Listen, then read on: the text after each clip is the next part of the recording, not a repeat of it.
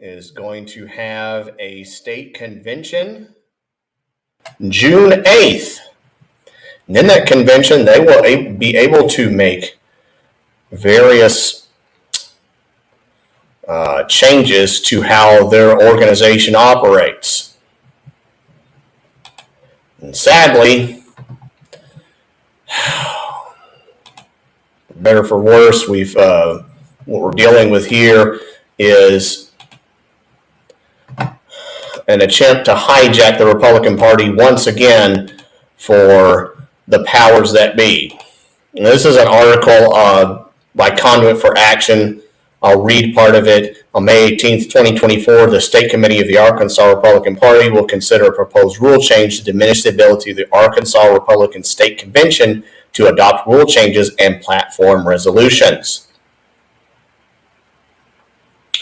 Why is this issue important to the Republican faithful in Arkansas? And by the way, why it's important to we the people in general? It's important because the state convention is the organization most closely representing the Republican grassroots, the county committees, the people that actually want to get rid of things like pedophilia material in the libraries, stop the funding to the PBS affiliate AETN, stop funding from going to bike paths and walk trails. You know, these things that it's taken a long time to get rid of or still haven't gotten rid of in this Republican supermajority state. For those who don't know, Arkansas is a Republican supermajority. We have more than over 3/4 of the legislative branch, I mean the Arkansas House and the Arkansas Senate, that are supposed to be Republican. And of course we have all the constitutional offices. There is absolutely no reason why $17 million should be going to a leftist public broadcast system. There's absolutely no reason why things like critical race theory should be allowed to continue in our Arkansas education system, a lot of which are especially the college system, really needs to have its funding cut. And there's absolutely no reason why a creepy, shadowy organization can set up crypto mining facilities for communist China. And yet that's happened. And why? Because there seems to be within the Republican Party a bunch of Ronna McDaniel types who have infested this organization that a lot of people have dedicated years, decades to, with time and money, and yet have been lied to by the consultant class. Now, we've seen this on a national level. I've talked about this before. On a national level, some great things have been done. The incompetent Ronna McDaniel was removed. I'm going to show this group because they're an organization right now fighting for freedom. It's the Nebraska Freedom Coalition.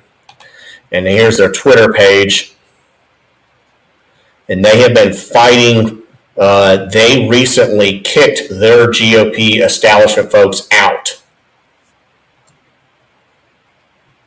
And right now they're trying to replace this Don Bacon guy with this guy, Fry for Nebraska. It's either Free or Fry, I don't know his pronunciation. It doesn't matter. If you're in Nebraska, vote for this guy for Congress. I don't know when their election is. Matter of fact, here, I'll play some of his video just for fun.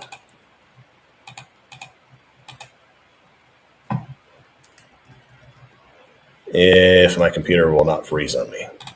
I'm Dan Fry, running for Congress. While my opponent has been in D.C. for about the last decade, ignoring the southern border crisis, racking up $34 trillion in debt, I've been right here in the state with my family, standing up for Nebraska values. In January, when I'm in D.C. as your representative, I'll continue to do the same. Friends, this congressional race is not about myself. It's not about my team. This is about saving the country and protecting every Nebraskan. It's become clear now more than ever that our congressmen and our senators have forgotten who they represent and who they work for. They work for us, not the other way around. I promise you this, when I am in D.C., I will never forget that I represent the people of Nebraska in their best interest. As your congressman, I will work tirelessly to end the endless wars secure the borders, and protect the middle class from the reckless spending in Washington, D.C. I will approach every vote with the common sense conservative values of Nebraska. A great man doesn't seek to lead, he's called to, and he answers that call. Have we lost all hope? Absolutely not. If that were the case, I wouldn't have chosen to run for Congress. Friends, we've got an opportunity to lead, he's called to, and he answers that call. Have we lost all hope? Absolutely not. If that were the case, I wouldn't have chosen to run for Congress. Friends, we've got an opportunity to right the ship. I'm not ready to lay down, roll over, and give up. And you shouldn't be either.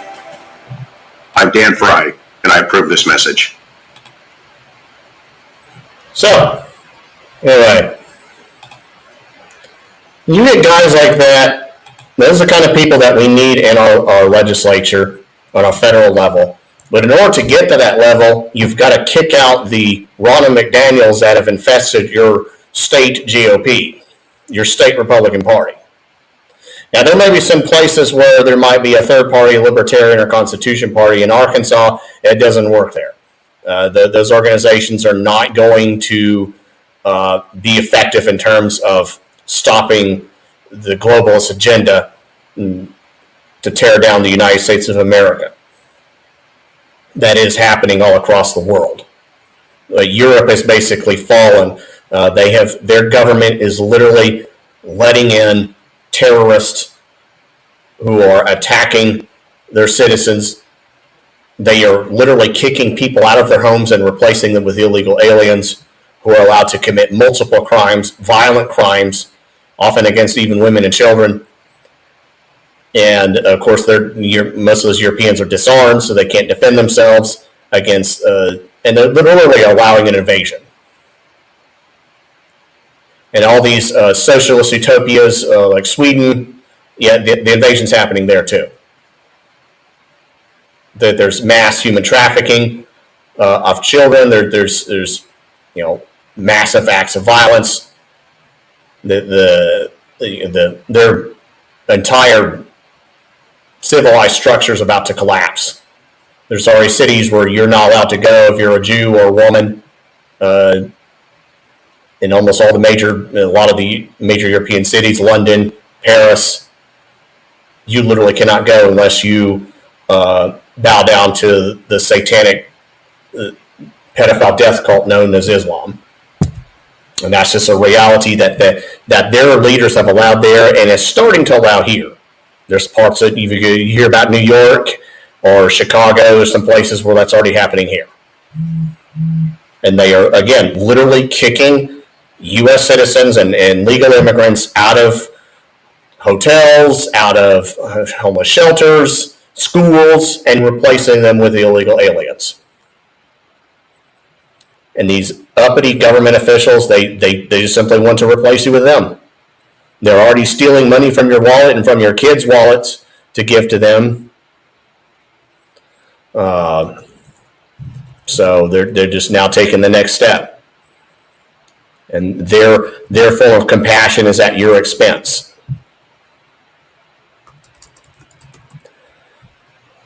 And by the way, we do have sanctuary cities here in Arkansas. We have a bill that was passed to ban sanctuary cities or to cut the funding for them, but it's not really enforced. Little Rock and North Little Rock both give IDs to illegals. They don't declare themselves openly as sanctuary cities like New York or Chicago, but they are in fact de facto sanctuary cities. Again, our enemies of freedom rarely are open about what they do, and that's the part of the problem we have here. Is this rule change that to sabotage the Arkansas State Convention, where grassroots conservatives can make changes, was done behind closed doors. It was supposedly proposed by June Matheny of Pulaski County, but even Pulaski County was one of the first counties to say, we don't want these rule changes. And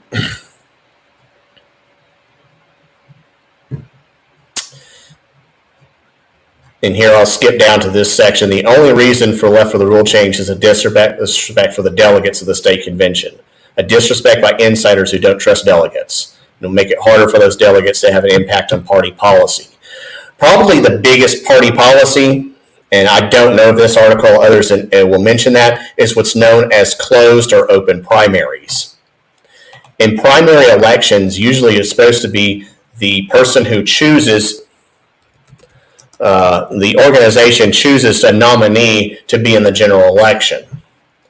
We just had primaries, presidential primaries not too long ago, where Trump overwhelmingly won enough states that he's going to get delegates for the national convention to be the Republican nominee. However, in some states, Democrats are allowed to cross over. And because of that, especially in states where their vote really doesn't matter, like Arkansas, they can then help elect someone that they can either easily beat in the general election or somebody that is less conservative. And so because of that, they have sabotaged many elections, along with the help of other things such as voting machines that are most likely rigged in the favor of Democrats, or in some cases, what we call Republicans in name only, known as rhinos.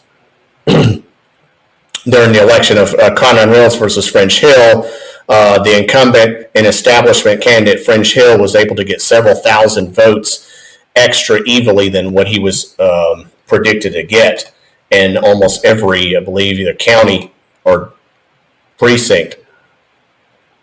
And it was like an exact amount. Colonel Conrad Reynolds of the group Arkansas Voter Integrity Initiative will have more details about that, where he talks about this type of issue and why these electronic voting machines need to be removed. And that is another possible rule change that can be dealt with. Another rule change was a possibility of requiring someone to be a Republican in order to vote in an election, in order to run as a Republican candidate, I'm sorry. And you would think that'd be pretty easy. It's like, hey, if you want to be run as a Republican in the election, you need to at least be a registered Republican. That was voted down.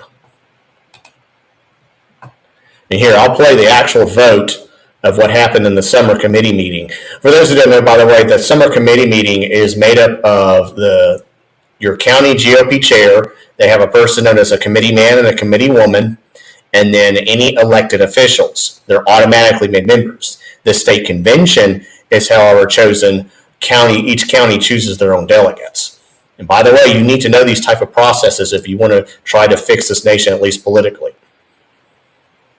So I'm going to play here this video of the summer committee meeting regarding the closing of primaries, which would likely pass in this upcoming convention because enough Republicans are starting to realize that the only reason to have open primaries is to keep rhino consulted class incumbent types in office. So let me play this right here real quick. Everybody who is in favor of this rules change to create a closed primary in the Republican primary to stand up, and we will count ourselves as we go down. My counting committee, Eddie, Jonathan, if you can, the district chairs, Jennifer, you can get up and help us make sure we got everything right. Yeah, there's a lot of people that have left, so I don't know if they're going to count by the quorum. All right, they're going to count off. Let's start over here. Wayne, you're first. There. Just say one. Next one. The motion was to approve the rules change as presented. The rules change, to summarize it, is to create a closed primary in Arkansas Republican primary. So Bill Maynard is up there. So these are people standing. Everybody who is in favor of the rules change, please stand up. Starting with Wayne, one.